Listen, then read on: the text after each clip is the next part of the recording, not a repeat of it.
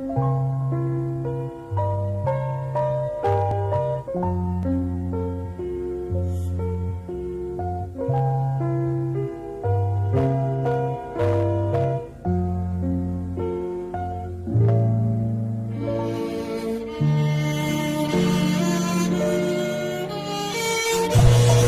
30 September 1965, pasukan penculik para jenderal yang terdiri dari Cakrawirawa dan beberapa unsur militer lainnya bersiap di markas komando mereka di Lubang Buaya.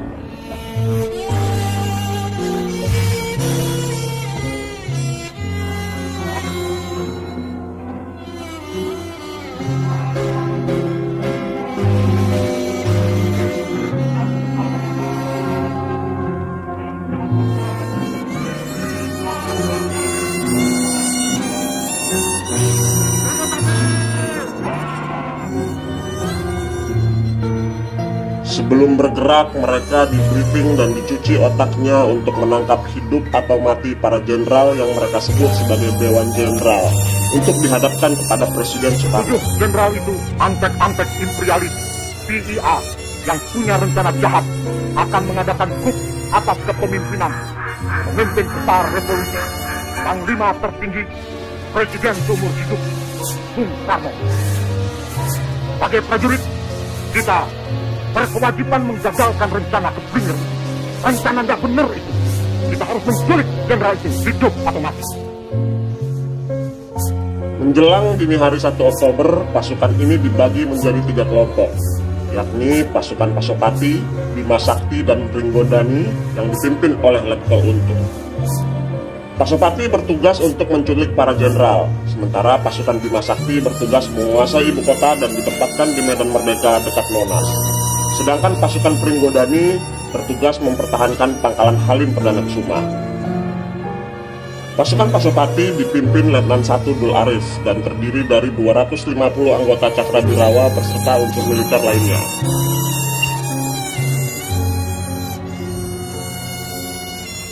Komposisi pasukan paling banyak diarahkan untuk menjemput Jenderal Nasution dan Jenderal Yani, karena keduanya adalah target utama dan kediamannya pun dijaga oleh para pengawal. Selain kedua jenderal itu, Jenderal Parman juga menjadi titik pasukan paling banyak, kemungkinan karena posisi sentralnya sebagai pemimpin intelijen Angkatan Darat.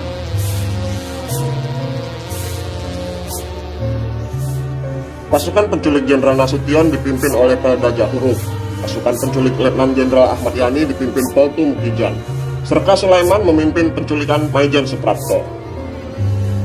Sementara untuk membawa Maijen MT Haryono ditugaskan kepada Serka Bungkus. Sedangkan untuk Maijen S. Parman dipimpin Serma Satar.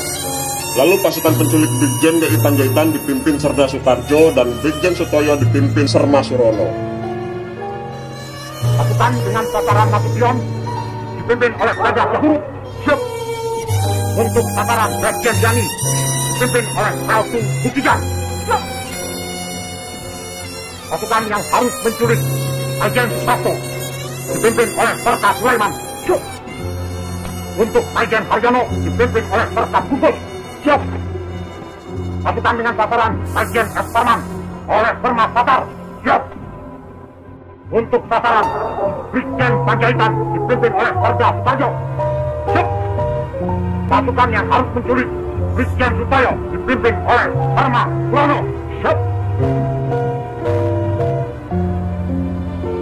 Ada pertanyaan?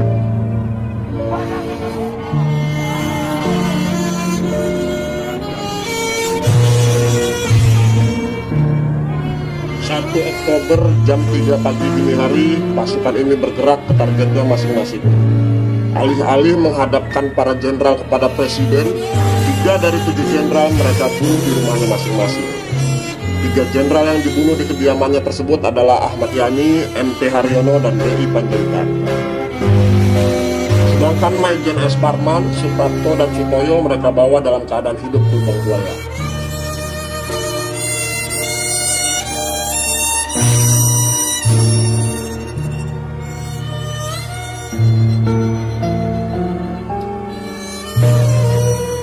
Penembak Jenderal Ahmad Yani adalah Serda Giadi.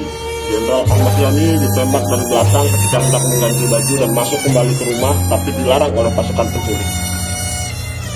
Mendengar larangan tersebut, Ahmad Yani spontan menampar salah satu prajurit karena dianggap lancang. Melihat hal itu, Sertu Rashwat memerintahkan Serda Gyadi untuk menembak Yani dari belakang, dari balik pintu kaca rumahnya.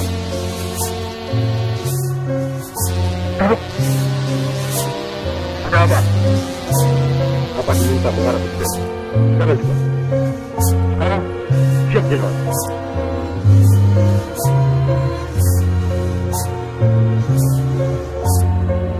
Kalau begitu, tunggulah. Saya mandi dulu. Sebaiknya tidak usah mandi, Jenderal. Paling tidak cuci muka atau dan berpakaian tidak usah berpakaian. Pantang kalian. Tahu apa kalian?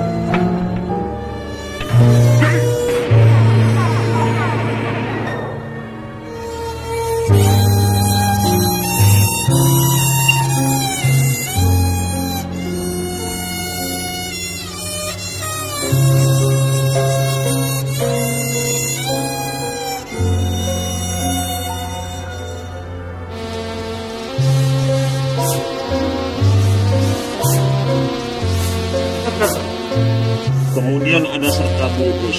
Dia adalah eksekutor penembak Mayor Jenderal MT Haryono. MT Haryono ditembak Bungkus di dalam kamarnya. Kronologinya, Bungkus dan pasukannya tiba pukul 4 pagi dan dibukakan pintu oleh istri sang jenderal. Mereka disuruh menunggu, namun para pasukan menerobos masuk. Menurut pengakuan Bungkus, pintu kamar Jenderal MT Haryono dikunci dan dia berhasil menerobos masuk. Kondisi kamar gelap karena lampu dimatikan. Jelas ada bayangan putih, lalu saya refleks menembak. Begitu kata Bungkus. Jenazah Jenderal MT Haryono kemudian diseret mereka dari kamar di depan anak-anaknya dan kemudian dimasukkan ke dalam truk dan diangkut ke luar keluarga. Kami harus membawa Bapak sekarang.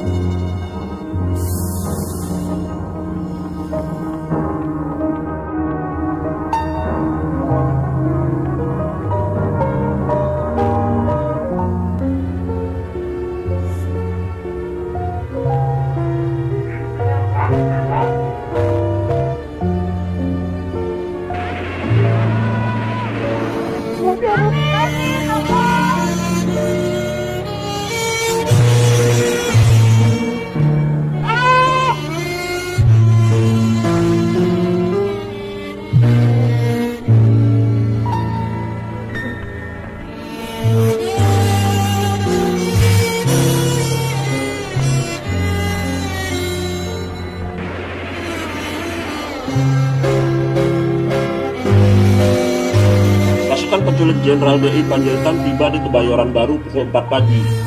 Pasukan yang dipimpin Serda Soekarjo ini langsung memaksa seorang pembantu untuk menunjukkan letak kamar tidur DI Panjaitan. Mereka bahkan menghancurkan perabotan di rumah sang jenderal. Albert Naibohu, keponakan Jenderal Panjaitan, turut menjadi korban peluru pasukan penculik. Dia tewas di gerondong peluru Capadurawa. Jenderal Panjaitan kemudian diancam bahwa semua keluarganya akan dibunuh apabila tidak turun. Kemudian sang jenderal yang telah berganti seragam militer turun dari lantai 2. Setelah turun di halaman rumahnya, Panjaitan dipukul dan ditembak oleh pasukan penculik hingga tewas seketika.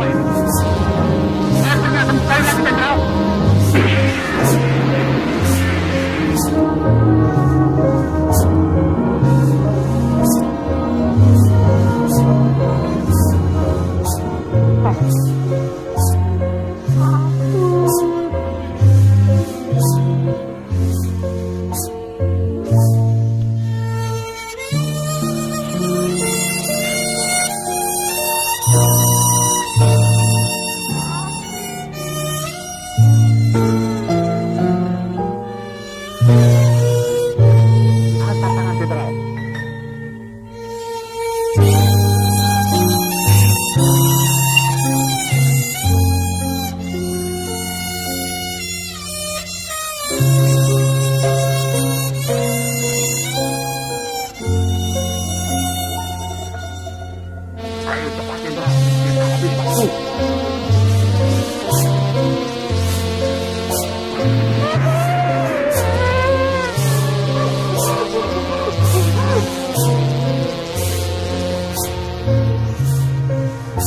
Sementara target utama penculikan tersebut, yakni Jenderal Abdul Haris Nasution, berhasil lolos meski sempat tertembak di bagian kakinya. Namun Nasution harus kehilangan putri tercintanya, Ade Irma Suryani, yang ditembak oleh prajurit Harjono. Pada akhirnya operasi mereka berantakan dan mereka sendiri kebingungan karena ditinggal oleh para komandannya. Para serdadu rendahan ini Bayam kehilangan hidup. Para komandannya kemudian menjadi buruan pasukan Maijen Soeharto.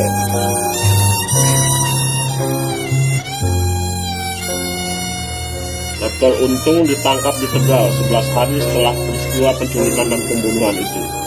Dia ditangkap oleh Hansip karena disangka copet setelah kabur dari bis yang ditumpanginya. Dia kemudian divonis mati dan dieksekusi di Lembang, Bandung.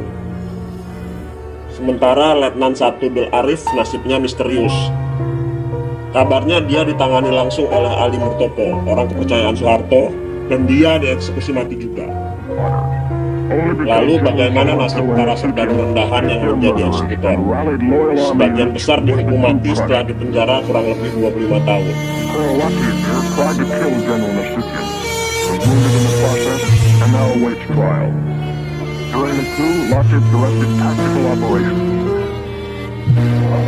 General Parman, Chief of the Army Intelligence, was killed by this man.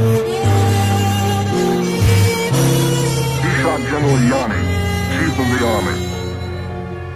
You're the murderer of the Deputy Chief of Staff.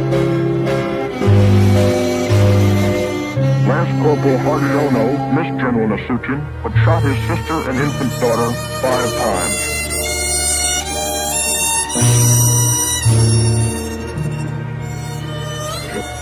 Pada tahun 1988, Serdagi Yadi, penembak Jenderal Yani, dihukum mati.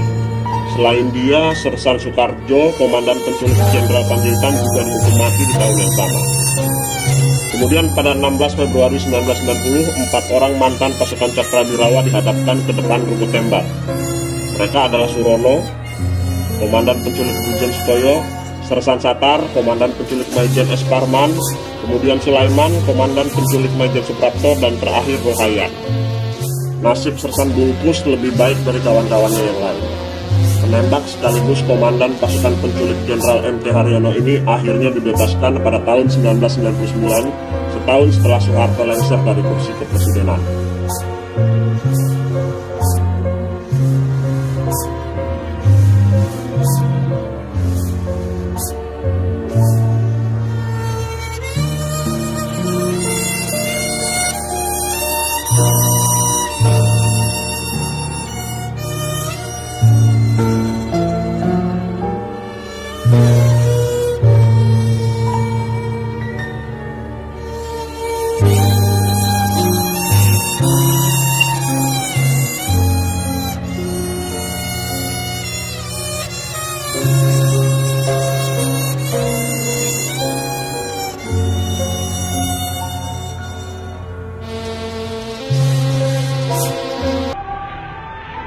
Hari ini, hari angkatan bersenjata kita. Hari yang selalu gemilang, tapi yang kali ini, hari yang dihinakan oleh fitnahan, dihinakan oleh khianatan, dihinakan oleh penganiayaan. Tetapi hari angkatan bersenjata kita setiap prajurit tetap rayakan dalam hati sanubari kita dengan tekad kita, dengan nama Allah yang Maha Kuasa, bahwa kita akan tetap menegakkan kejujuran, kebenaran, keadilan.